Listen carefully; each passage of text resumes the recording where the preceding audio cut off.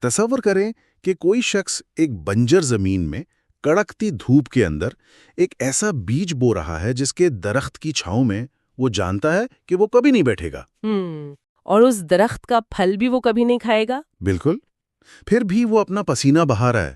مطلب ہم انسان ایسا کیوں کرتے ہیں؟ کیا چیز ہمیں اس بات پر مجبور کرتی ہے کہ ہم ایک ایسے مستقبل کے لیے چیزیں تعمیر کریں جس میں ہم خود موجود ہی نہیں ہوں گے؟ یہ واقعی انسانی نفسیات کا ایک بہت پراسرار اور خوبصورت پہلو ہے۔ ہاں، یہ تو ہے۔ دیکھیں، ہم شعوری یا لاشعوری طور پر کہیں نہ کہیں یہ مانتے ہیں کہ ہمارا وجود صرف ہماری جسمانی زندگی تک محدود نہیں ہے۔ 100%۔ اور آج کے اس تفصیلی تجزیے میں ہم اسی خیال کی تہیں کھولنے جا رہے ہیں۔ ہم سب اکثر تاریخ کی کتابیں پڑھتے ہیں نا، جہاں اربوں انسان آئے اور چلے گئے۔ بالکل چلے گئے، لیکن ان میں سے صرف چند ایک کے کام اور ان کے نظریات آج بھی زندہ ہیں۔ آج ہم جس مواد کو بنیاد بنا کر اس موضوع پر بات کر رہے ہیں وہ محمد فاروق راشد صاحب کی ایک انتہائی فکر انگیز تحریر ہے۔ جی، جس کا عنوان ہے موت ربط توڑتی ہے جسم و روح کا، مگر مقاصد نہیں روک سکتی۔ بالکل۔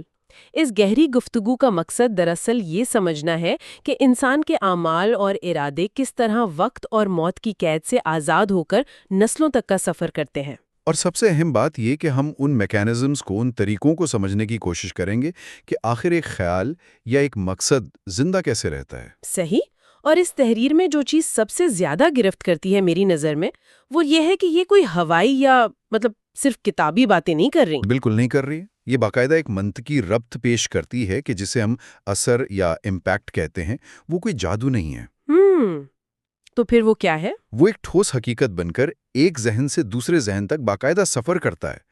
یہ تحریر بتاتی ہے کہ مقصد کس طرح مٹی اور وقت کی ان حدوں کو پار کرتا ہے۔ تو چلیں پھر اس کے سب سے بنیادی اور شاید سب سے چونکا دینے والے دعوے سے شروع کرتے ہیں۔ ہم عموماً موت کو ایک مکمل رکاوٹ سمجھتے ہیں، ایک اونچی اور موٹی دیوار کی طرح۔ ہاں، ایک ایسی جگہ جہاں بس ہر کہانی پر فل سٹاپ لگ جاتا ہے۔ لیکن اس مواد میں موت کو ایک دروازہ کہا گیا ہے، اختتام نہیں۔ جی، ایک عبوری مرحلہ، یا جسے ہم انگریزی میں ٹرانزیشن کہتے ہیں۔ بالکل۔ تحریر کہتی ہے کہ موت یقیناً جسم کو خاموش کر دیتی ہے، سانسوں کی آمد و رفت کو روک دیتی ہے، ہاتھوں کی حرکت کو ساکت کر کے ہماری آوازوں کو مٹی میں دفن کر دیتی ہے۔ ایسا ہی ہے، لیکن جو مقاصد ہیں وہ اس قبر کی دیواروں سے بھی آگے نکل جاتے ہیں۔ انسان کا جسم وقت کا غلام ہے، لیکن خالص مقاصد وقت کی قید میں نہیں آتے۔ سچے ارادے نسلوں کے ذہنوں میں چراغ بن کر جلتے ہیں۔ اب اس بات کو سمجھنے کے لیے میرے ذہن میں ایک تشبیہ آ رہی ہے۔ اچھا، بتائیے وہ کیا ہے؟ دیکھیں، اگر ہم اس کو یوں دیکھیں کہ جسم ایک سواری یعنی ایک وہیکل ہے، اور مقصد وہ پیغام یا میسج ہے جو یہ سواری لے کر جا رہی ہے۔ بہت دلچسپ۔ اب ہوتا کیا ہے کہ ایک وقت آتا ہے جب سواری خراب ہو جاتی ہے۔ ویسے سچ کہوں تو ہم میں سے بہتوں کی سواری تو ابھی سے جواب دے رہی ہے۔ 30 کی دہائی میں ہی گھٹنوں اور کمر سے آوازیں آنا شروع ہو گئی ہیں۔ اور یہ بالکل ہم سب کا یہی حال ہے آج کل۔ تو جب وہ سواری بالآخر رک جاتی ہے تو ہم ظاہری آنکھ سے دیکھ کر سمجھتے ہیں کہ بھئی سفر ختم ہو گیا، لیکن تحریر کے مطابق تو پیغام کا سفر نہیں رکتا۔ صحیح۔ تو میرا سوال آپ سے یہ ہے کہ اس سب کا سائنسی یا منطقی مطلب کیا بنتا ہے؟ کیا مقصد اپنے آپ میں واقعی کوئی الگ وجود رکھتا ہے جو اس مادی جسم کا محتاج نہیں؟ دیکھیں، یہ جو آپ نے سواری اور پیغام والی تشبیہ دی نا، یہ حقیقت کے بہت قریب ہے۔ جب آپ پوچھتے ہیں کہ کیا مقصد کا اپنا کوئی الگ وجود ہے جو جسم کا محتاج نہیں، تو ہمیں اسے تھوڑا سا نفسیاتی اور سماجی زاویے سے دیکھنا ہوگا۔ اچھا، وہ کیسے؟ تحریر ہمیں یہی سمجھاتی ہے کہ مقصد صرف چند الفاظ نہیں ہوتے جو بس ہوا میں بکھر گئے۔ مقصد دراصل ایک توانائی، ایک اثر ہوتا ہے۔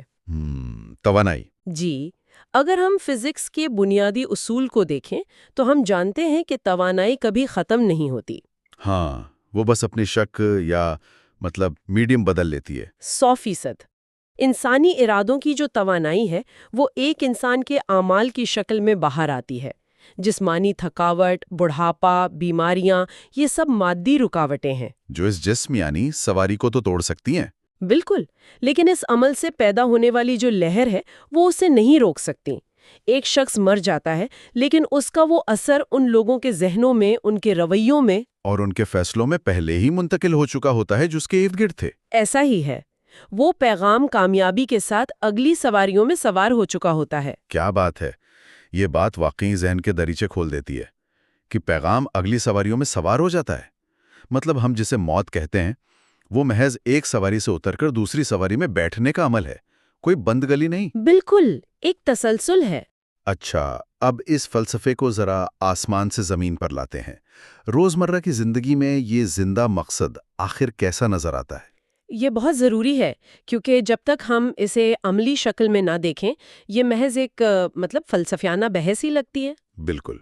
تو اس مواد میں کچھ بہت ہی مخصوص اور عام زندگی کی مثالیں دی گئی ہیں، جیسے کسی استاد کی دی ہوئی تربیت یا کسی ماں کی خاموش دعا۔ کسی مفکر کا چھوڑا ہوا خیال یا کسی مصلح کی، میرا مطلب ہے ریفارمر کی جگائی ہوئی سوچ۔ اور کسی بھی عام انسان کی ہوئی کوئی چھوٹی سی بھلائی، یہ سب موت کے بعد سفر جاری رکھتے ہیں۔ ایک استاد کی مثال لیجئے، وہ کلاس روم سے تو ایک دن ہمیشہ کے لیے رخصت ہو جاتا ہے، ریٹائر ہو جاتا ہے یا دنیا سے چلا جاتا ہے۔ ہاں، مگر اس کے اصول اور اس کا سکھایا ہوا سچ اس کے شاگردوں کی شخصیت میں مسلسل دھڑکتا رہتا ہے۔ اور یہ دھڑکنا کوئی استعارہ نہیں ہے۔ آج کی نیورو سائنس ہمیں بتاتی ہے کہ جب ایک استاد کسی بچے کو کچھ سکھاتا ہے نا، یا اسے کوئی نیا نظریہ دیتا ہے، تو وہ حقیقت میں اس بچے کے دماغ کی وائرنگ بدل رہا ہوتا ہے۔ ارے واہ! مطلب وہ فزیکلی اس کے نیورونز کے کنیکشنز کو تبدیل کر رہا ہے؟ بالکل، وہ استاد تو چلا گیا، لیکن اس نے اس شاگرد کے دماغ میں جو نقش بنایا وہ شاگرد کی زندگی کے ہر فیصلے میں شامل ہو گیا۔ یہ تو بہت گہری بات ہے۔ اور پھر وہ شاگرد جب اپنے بچوں کی تربیت کرے گا تو وہ اسی اثر کو آگے منتقل کرے گا۔ ایسا ہی ہے، یہی وہ سلسلہ ہے جس کی تحریر بات کر رہی ہے کہ ایک باکردار انسان دنیا چھوڑ دیتا ہے مگر اس کا کردار دوسروں کے ضمیر میں زندہ رہتا ہے۔ لیکن رکیے، یہاں میں تھوڑا سا اختلاف کرنا چاہوں گا، یا کم از کم ایک سوال ضرور اٹھانا چاہوں گا۔ جی بتائیے۔ جب ہم عام طور پر وراثت یا لیگیسی کی بات سنتے ہیں تو ہمارے ذہن میں کیا آتا ہے؟ بڑے بڑے مقبرے، تاج محل، اہرام مصر، یا تاریخ کے صفحات میں درج کوئی بہت بڑا انقلاب؟ بالکل۔ اکثر لوگ سمجھتے ہیں کہ تاریخ میں یاد رکھے جانے کے لیے دنیا کا پورا نظام بدلنا ضروری ہے، کوئی بہت بڑا اور عظیم الشان کارنامہ انجام دینا ضروری ہے۔ لیکن یہ تحریر تو ایک درخت لگانے اور کلاس روم میں پڑھانے جیسے انتہائی عام اور چھوٹے کاموں کی بات کر رہی ہے۔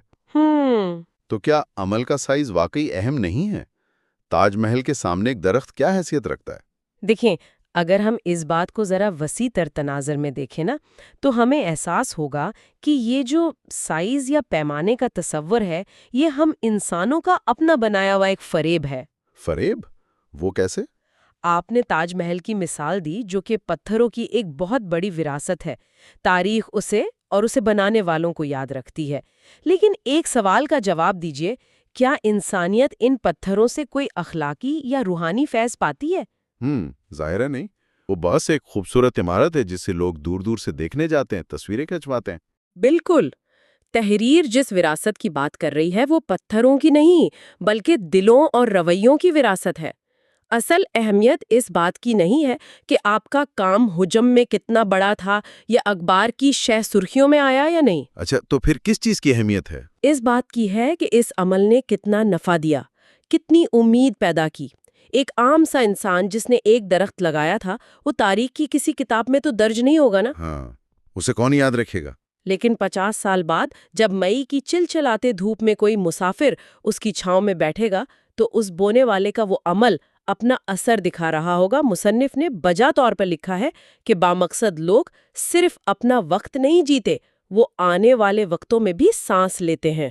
یہ بات بہت طاقتور ہے کہ وہ آنے والے وقتوں میں سانس لیتے ہیں، یعنی وہ شخص آج بھی ان مسافروں کے سکون میں، اس درخت سے پیدا ہونے والی آکسیجن میں کہیں نہ کہیں موجود ہے۔ 100%۔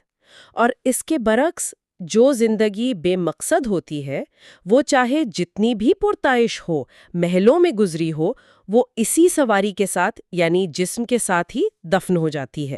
جی، کیونکہ اس زندگی کا کوئی اثر دوسری سواری میں منتقل ہونے کے قابل تھا ہی نہیں۔ اس نے کوئی ایسا بیج نہیں بویا جو اس کے بعد پھل دے سکتا۔ بالکل۔ تو اس کا مطلب ہے کہ ہر عمل تو موت کے بعد زندہ نہیں رہتا۔ ہم اپنے ارد گرد دیکھتے ہیں بہت سے لوگ درخت لگاتے ہیں، لاکھوں لوگ روزانہ پڑھاتے بھی ہیں، ہوں لیکن ہر کوئی تو ایک زندہ وراثت نہیں چھوڑتا نا۔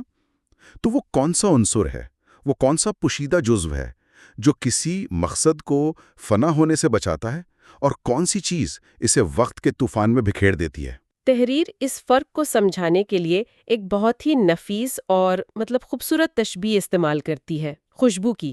خوشبو کی؟ جی، مصنف لکھتے ہیں کہ جیسے خوشبو پھول سے جدا ہونے کے بعد بھی فضا میں رچ بس جاتی ہے اور باقی رہتی ہے، ویسے ہی خالص نیت سے جڑے مقاصد انسان کے بعد معاشرے میں اپنا اثر چھوڑتے ہیں۔ ہاں، یہ خوشبو والی بات بڑی گہری ہے، اور اس میں ایک اور زبردست لائن تھی: اصل سوال یہ نہیں کہ انسان کتنی دیر زندہ رہا، بلکہ یہ ہے کہ اس کے جانے کے بعد کیا زندہ رہا۔ بالکل، یہ بہت اہم سوال ہے۔ کیا اس کی وجہ سے کہیں علم پھیلا، کوئی ٹوٹے ہوئے دل جڑے، یا کسی کی زندگی میں امید پیدا ہوئی؟ مقاصد کے امر یا ہمیشہ زندہ رہنے کی ایک بنیادی شرط اس تحریر میں بار بار بتائی گئی ہے۔ اور وہ شرط کیا ہے؟ وہ یہ کہ ان کی بنیاد انا یا ایگو نہیں ہونی چاہیے، ان کی بنیاد خیر، اخلاص اور بھلائی ہونی چاہیے۔ مصنف کا دعویٰ ہے کہ خود غرض ارادے وقت کے طوفان میں بکھر جاتے ہیں۔ بالکل، اور یہی وہ فرق ہے جو ایک عام کام کو وراثت بناتا ہے۔ میں اس تصور کو اپنے ذہن میں کچھ یوں دیکھتا ہوں جیسے ساحل سمندر پر ریت کا محل بنانا بمقابلہ زمین میں ایک بیج بونا۔ یہ بہت اچھی مثال لگ رہی ہے۔ آپ نے دیکھا ہوگا کہ جب لوگ ساحل پر ریت کا محل بناتے ہیں تو وہ کتنا شاندار نظر آتا ہے۔ اس میں بنانے والے کی انا، اس کی کاریگری اور اس کا غرور جھلکتا ہے۔ اور ارد گرد سے گزرنے والے لوگ دور سے دیکھ کر تصویریں بناتے ہیں، واہ واہ کرتے ہیں۔ بالکل، لیکن حقیقت کیا ہے؟ وقت اور پانی کی صرف ایک لہر آتی ہے اور اسے ہمیشہ کے لیے مٹا دیتی ہے۔ بہت خوب۔ اور بیج؟ دوسری طرف بیج ہے جو ظاہراً نظر ہی نہیں آتا، کوئی اس کے ساتھ کھڑا ہو کر تصویر نہیں کھنچواتا، وہ مٹی کے نیچے اندھیرے میں چھپ جاتا ہے۔ لیکن وہ خاموشی سے جڑ پکڑتا ہے۔ ہاں، اور ایک دن ایک ایسا مضبوط اور قداور درخت بن جاتا ہے جو صدیوں تک طوفانوں کا مقابلہ کرتا ہے۔ تو کیا ہم یہ نتیجہ نکال سکتے ہیں کہ تحریر کے مطابق اینا یا ایگو دراصل کسی بھی وراثت کا سب سے بڑا اور خطرناک دشمن ہے؟ دیکھیں، یہ آپ کے ریت کے محل اور بیج کی تشبیہ اس تصور کی بالکل درست عکاسی کرتی ہے۔ انا کا مسئلہ یہ ہے کہ وہ صرف اپنے حال اور اپنی ذات تک محدود ہوتی ہے۔ لیکن ذرا رکیے، میں یہاں آپ کے اور مصنف کے اس دعوے پر تھوڑا سا پش بیک کرنا چاہوں گا۔ اچھا، کیا پش بیک ہے؟ میں ایک عملی منظرنامہ پیش کرتا ہوں۔ فرض کریں ایک بہت ہی مغرور ارب پتی انسان ہے، وہ انتہائی تکبر اور انا کے ساتھ صرف شہر بھر میں اپنا نام چمکانے کے لیے اور اپنی دولت کا دکھاوا کرنے کے لیے ایک بہت بڑا اور جدید ترین کینسر اسپتال بناتا ہے۔ صحیح۔ اب دیکھیں، اس کی نیت تو سراسر انا پر مبنی تھی، لیکن وہ اسپتال تو روزانہ سینکڑوں انسانوں کی جانیں بچا رہا ہے نا۔ تو مصنف یہ کیسے کہہ سکتے ہیں کہ انا وراثت کو تباہ کر دیتی ہے؟ وہ عمارت تو کھڑی ہے اور جانیں بھی بچ رہی ہیں۔ یہ آپ نے بہت ہی زبردست اور چبھتا ہوا سوال پوچھا ہے، اور اس کو سمجھنے کے لیے ہمیں ایک عمارت اور ایک اثر یا امپیکٹ کے درمیان فرق کو سمجھنا ہوگا۔ وہ کیا فرق ہے؟ آپ بالکل ٹھیک کہہ رہے ہیں کہ وہ اسپتال ایک مادی حقیقت ہے اور وہ لوگوں کا علاج کر رہا ہے جسے ہم افادیت یا یوٹیلیٹی کہتے ہیں، لیکن جس وراثت کی بات اس تحریر میں ہو رہی ہے وہ صرف اینٹ اور گارے سے نہیں بنتی۔ تو پھر وہ کس چیز سے بنتی ہے؟ وہ کلچر اور روح سے بنتی ہے۔ جب کوئی ادارہ یا کام خالص انا کی بنیاد پر کھڑا کیا جاتا ہے نا، تو وہ اپنے اندر وہ اخلاص پیدا نہیں کر پاتا جو لوگوں کے دلوں میں گھر کرے۔ مطلب وہ کنیکشن نہیں بن پاتا۔ بالکل۔ اس ارب پتی کے ہاسپٹل میں شاید ڈاکٹرز کام تو کر رہے ہوں، لیکن وہاں کا کلچر کیسا ہوگا؟ کیا وہاں واقعی ہمدردی ہوگی یا صرف ایک کارپوریٹ بے حسی؟ ہاں، یہ تو سوچنے کی بات ہے۔ ہوتا یہ ہے کہ وقت گزرنے کے ساتھ وہ ادارے جو صرف انا کی تسکین کے لیے بنائے جاتے ہیں اندر سے کھوکھلے ہونے لگتے ہیں۔ جیسے ہی وہ شخص مرتا ہے، اس کے ورثاء یا انتظامیہ آپس میں لڑنے لگتے ہیں، کیونکہ اس کی بنیاد میں کوئی مشترکہ مقصد یا بھلائی نہیں تھی، صرف ایک شخص کا نام چمکانا تھا۔ یہ تو ایک بالکل نیا زاویہ ہے۔ مطلب وہ عمارت شاید کچھ عرصہ کھڑی رہے، لیکن اس عمارت کے اندر جو اثر یا پیغام تھا وہ مر جائے گا۔ بالکل، وقت بہت بے رحم نکات ہے۔ وہ ان چیزوں کو آہستہ آہستہ چھانٹ دیتا ہے جن کی بنیاد میں کھوٹ ہوتا ہے۔ اور اس کے برعکس اخلاص کیسے کام کرتا ہے؟ فرض کریں ایک عام سی خاتون نے اپنے محلے کے 2 غریب بچوں کو صرف اس لیے پڑھانا شروع کیا کہ وہ ان کی بھلائی چاہتی تھی۔ اس کا نام کبھی کسی اخبار میں نہیں آیا، لیکن اس کے اخلاص کی وجہ سے ان بچوں میں جو انسانیت سے محبت پیدا ہوئی، وہ جب کل کو بڑے عہدوں پر جائیں گے تو وہ بھی لوگوں کی بغیر کسی لالچ کے مدد کریں گے۔ وہ اخلاص کی ایک پوری چین بن جائے گی۔ یعنی جب انسان کی توجہ اس بات سے ہٹ جاتی ہے کہ یہ کام کر کے مجھے کیا ملے گا، اور اس بات پر مرکوز ہو جاتی ہے کہ میرے اس عمل سے کسی اور کو کیا فائدہ ہوگا، تب وہ مقصد واقعی امر ہو جاتا ہے۔ یہ بات سیدھی دل پر لگتی ہے۔ مطلب انا عارضی شہرت تو دے سکتی ہے، لیکن اخلاص وہ بیج ہے جو نسلوں کو چھاؤں دیتا ہے۔ اسی لیے مصنف زور دیتے ہیں کہ انسان کو صرف سانسیں لینے اور جینے کی فکر نہیں کرنی چاہیے، بلکہ ایک ایسا مقصد اختیار کرنا چاہیے جو اس کے فنا ہونے کے بعد بھی باقی رہے۔ جب انسان اپنی ذات کے خول سے باہر نکل کر خیر اور بھلائی کا انتخاب کرتا ہے تو اس کا وہ عمل اس خوشبو کی طرح ہو جاتا ہے جو پھول کے مرجھانے اور مٹی میں مل جانے کے بعد بھی ارد گرد کے ماحول میں رچی بسی رہتی ہے۔ وہ عمل ایک روح کی طرح امر ہو جاتا ہے، اور یہی وہ مقام ہے جہاں فزکس اور فلسفہ دونوں آ کر مل جاتے ہیں۔